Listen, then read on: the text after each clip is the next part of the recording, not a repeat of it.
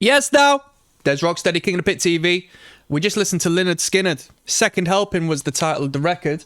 I assume it was their second album. It was recommended on the Patreon by Zach. It was Zach's first recommendation, and my dude, what a flyer to start off with. Jeez Louise. So, 8 tracks on the record. You know what I think about 8 tracks? If you don't, I think 8 is optimal. 8 is the number of a successful record.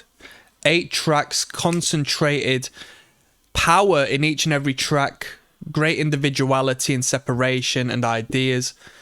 8 tracks is optimal. Any less is too little.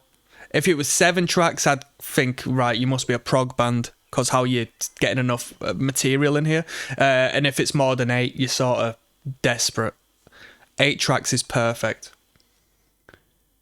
This must be a remaster, because the quality was pristine. Given that this was a 70s record, I don't think what I experienced was the mastering of a 70s project.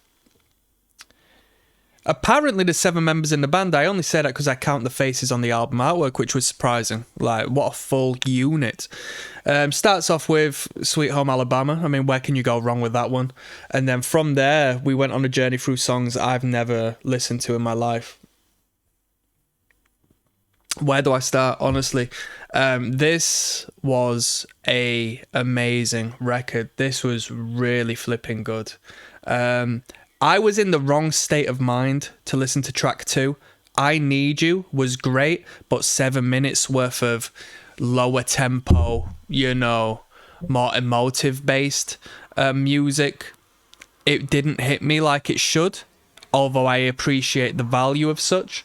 But from there, man, as someone who likes a drink, as someone who definitely used to enjoy smoking on a bit of twiff, as someone who likes used to, and I got caught, so I don't still do it, and I didn't do it any more than the times I got caught. Somebody who liked putting their foot down on the pedal. As someone who's introverted and likes to be asked no questions and likes to be low-key.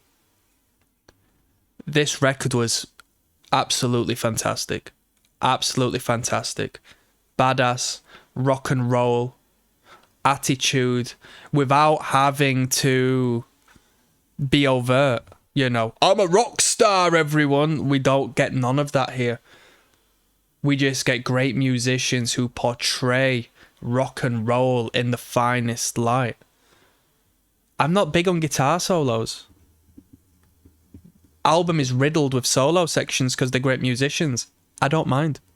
The way the songs are structured, it all makes sense. It's not unnecessary. You can have 20,000 solos, but the solos are implemented at the right time, at the right moment, with the right transitions in the sections via the rhythm section that create the undercurrent.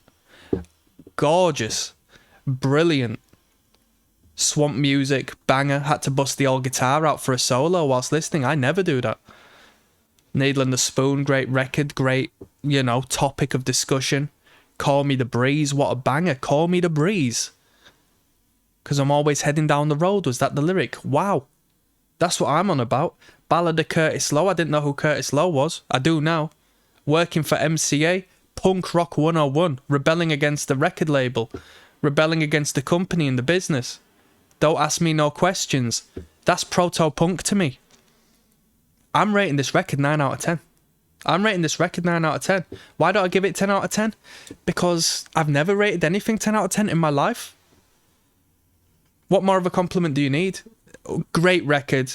Will I listen to this record again? You know what? I'm going to put a couple of tunes on again. Normally I put one tune on. Oh, that was a great track. That was one of the better tracks I've heard. I'm going to listen to that again. Bruh, on this record there's multiple tunes you can listen to again, and there's only 8 songs. Absolute blazing record. Great find, great recommendation. I adore this one. Thank you. Signing out. Peace.